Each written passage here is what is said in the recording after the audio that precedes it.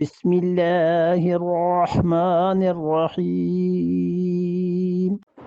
أولئك الذين اشتروا الحياة الدنيا بالآخرة فلا يخفف عنهم العذاب ولا هم ينصرون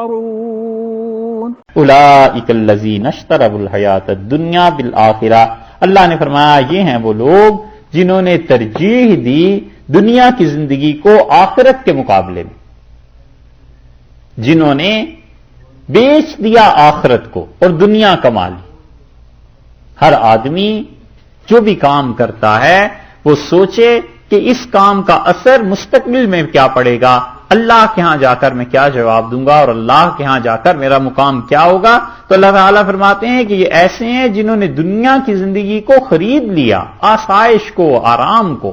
اور آخرت کو بھول گئے۔ اب تک وہ اثر ہے، اب تک بھی، مطلب جتنی بھی غیر مسلم اقوام ہیں، اور اب تو خیر مسلمان بھی ان میں شامل ہو گئے، یہ کون سا پیچھے ہیں، کسی طرح آرام، آسائش دنیا کی مل جائے، چاہے آخرت اس میں کتنی تج ہو جائے اور آخرت جتنی بھی برباد ہو جائے اس کی پرواہ نہیں، مگر دنیا کسی طرح اچھی ہو جائے۔ اللہ فرماتے ہیں کہ دنیا کی زندگی انہوں نے خرید لی اور آخرت کو بیچ دیا، تو اس کا کیا ہوگا؟ فلا یخفف عنہم العذاب۔ فلا، یہ جو فا ہے نا، کل آیا تھا نا وہاں فاولئک،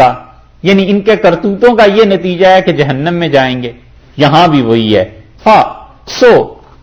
یہ جو کرتوت کیے ہیں انہوں نے، انبیاء علیہ السلام کو جھٹلانا اور ایمان نہ لانا اور دنیا کی زندگی کو ترجیح دینا آخرت پر، لا یخفف عنہم العذاب، ہرگز تخفیف نہیں کرے گا، یخفف کم نہیں کرے گا، عنہم ان سے، العذاب خدا کے عذاب کو، ولا اور نہ ہی ہم ینصرون،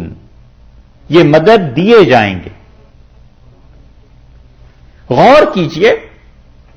ایک جگہ ارشاد فرمایا کہ فلا یخفف عنہم العذاب، ان کا عذاب کم نہیں ہوگا، اور دوسری طرف ساتھ فرمایا ولا ہم ینصرون، ان کو مدد دی ہی نہیں جائے گی،